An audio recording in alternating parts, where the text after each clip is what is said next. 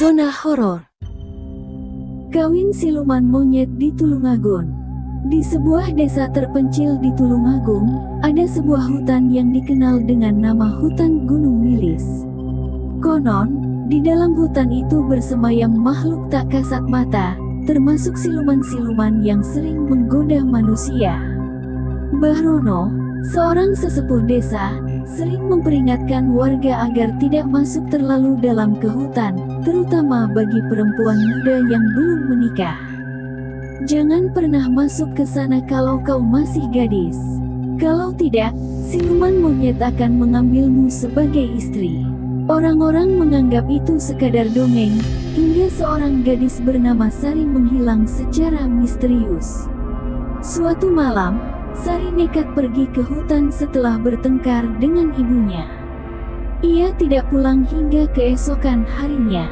Warga pun berbondong-bondong mencarinya, tapi tak ada jejak. 3 hari kemudian, Sari ditemukan di tepi sungai dengan tubuh penuh luka cakaran. Pakaiannya kotor, rambutnya kusut, dan tatapannya kosong. Ketika ditanya apa yang terjadi, ia hanya tersenyum tipis dan berbisik, "Aku sudah menikah, suamiku akan datang menjemputku." Tanda-tanda kehadiran makhluk gaib.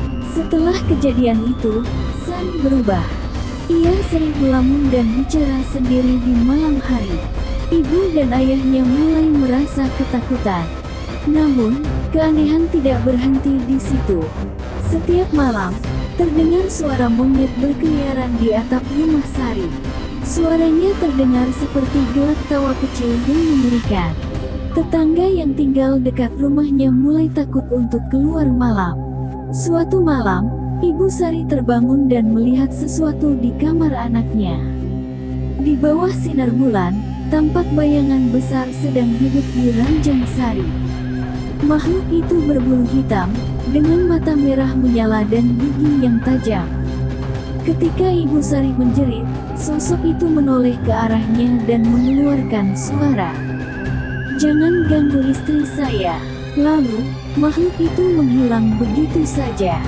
Keesokan harinya, Sari mengaku sedang mengandung. Namun, kehamilannya terasa tidak wajar, janin yang bukan manusia.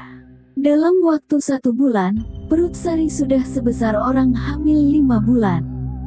Orang-orang mulai bergosip, mengatakan bahwa Sari mengandung anak siluman.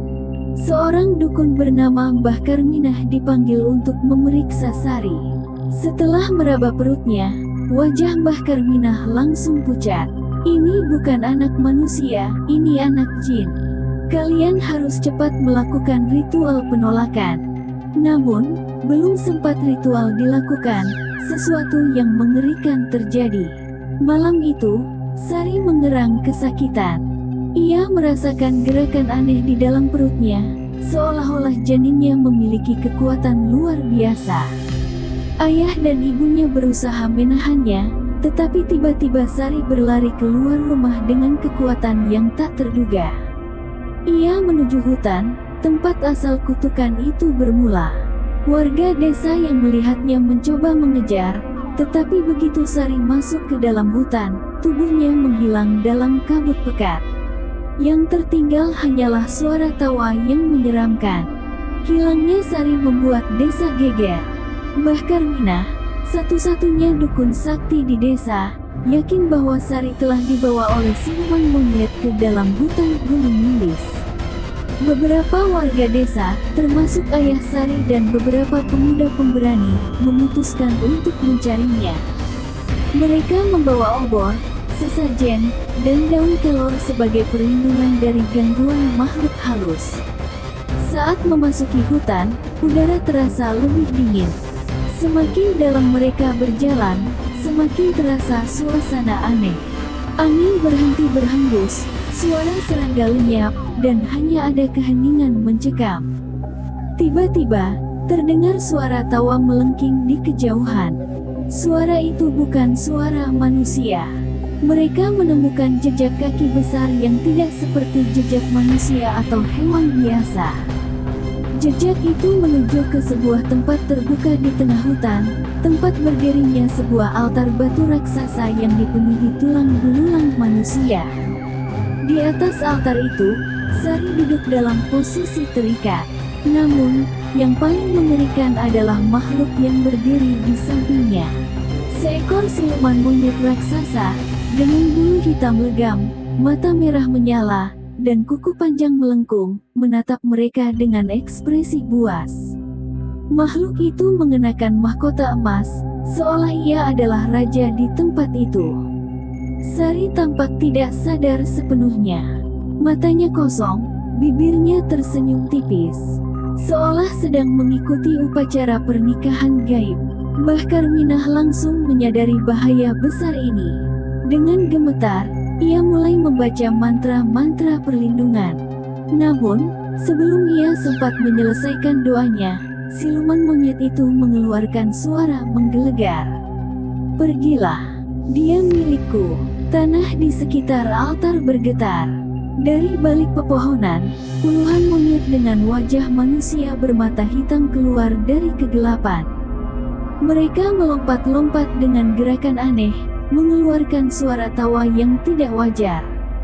Beberapa warga langsung lari ketakutan, tapi Mbah Karminah tetap bertahan. Ia menaburkan garam dan kemenyan ke udara, membuat siluman monyet-monyet itu mengerang kesakitan. Namun, siluman utama tetap tidak terpengaruh. Makhluk itu melompat dari altar dan mendekati Mbah Karminah dengan kecepatan yang tidak masuk akal. Dalam sekejap, tangannya yang berbulu mencengkeram leher sang dukun, mengangkatnya ke udara. "Kau tak bisa mengganggu pernikahan ini, manusia tua." Mbah Karminah meronta, tetapi cengkeraman itu terlalu kuat. Mata siluman monyet itu berkilat seperti bara api. Ayah Sari tak tahan lagi. Dengan berani, ia menyerbu ke depan dan menebas tangan siluman itu dengan parang. Namun, tak ada darah. Sebaliknya, siluman itu tertawa dan hanya menoleh sedikit. Lalu dengan satu hentakan, ia melempar Mbah Karminah ke tanah hingga tubuhnya terpental keras. Tiba-tiba, Sari mulai menangis. Ia tampak seperti sadar dari pengaruh gaib. Dengan suara pelan, ia memohon, "Tolong aku." Suara Sari menggetarkan hati semua orang. Namun, mereka masih harus berhadapan dengan siluman yang semakin murka. Mbah Karminah yang masih terkapar, dengan sisa tenaganya, merogoh kantongnya dan menaburkan bibit kuning ke udara. Gebuk itu langsung membuat siluman monyet berteriak kesakitan. Sari pun pingsan di tempat. Para monyet berbentuk manusia itu mulai menghilang ke dalam kabut. Suara tawa mereka melemah. Dan akhirnya, siluman Raja Monyet pun menghilang dalam asap hitam pekat. Namun, sebelum lenyap, ia berbisik, "Ini belum selesai. Kutukan yang belum berakhir." Sari dibawa pulang ke desa dalam keadaan pingsan. Namun, meski selamat, ada sesuatu yang aneh. Sejak kembali dari hutan, Sari tidak pernah berbicara seperti dulu. Ia lebih sering duduk diam di sudut ruangan, matanya kosong seperti orang kehilangan jiwa. Setiap malam, ibunya mendengar suara aneh dari kamar Sari. Kadang suara langkah kaki, kadang suara tawa kecil. Namun yang paling mengerikan terjadi seminggu setelah kejadian di hutan. Malam itu, ibunya terbangun dan melihat sesuatu di depan rumah. Di bawah sinar bulan, terdapat sesosok bayangan besar berbulu hitam, duduk di teras. Itu adalah siluman monyet. Makhluk itu menatap ke arah jendela kamar Sari dan mengeluarkan suara serak. "Aku datang untuk menjemput istriku." Ibu Sari menjerit sekeras mungkin. Para tetangga berdatangan, tetapi saat mereka tiba, makhluk itu sudah lenyap. Yang tersisa hanyalah jejak kaki besar yang membekas di tanah. Tak lama setelah kejadian itu, Sari mulai menunjukkan tanda-tanda kehamilan. Namun, ada sesuatu yang aneh. Kehamilannya berkembang sangat cepat. Dalam waktu 2 bulan, perutnya sudah sebesar orang hamil 9 bulan. Saat seorang dukun mencoba memeriksanya, ia langsung mundur dengan wajah pucat. "Ini bukan anak manusia," katanya dengan suara bergetar. Malam ketika Sari melahirkan adalah malam yang paling mengerikan. Petir menyambar tanpa henti, angin bertiup kencang, dan suara monyet-monyet terdengar dari kejauhan. Begitu bayi itu lahir, warga desa menjerit ketakutan. Bayi itu bukan manusia. Tubuhnya ditutupi bulu hitam tebal, matanya merah menyala, dan jari-jarinya panjang melengkung seperti cakar.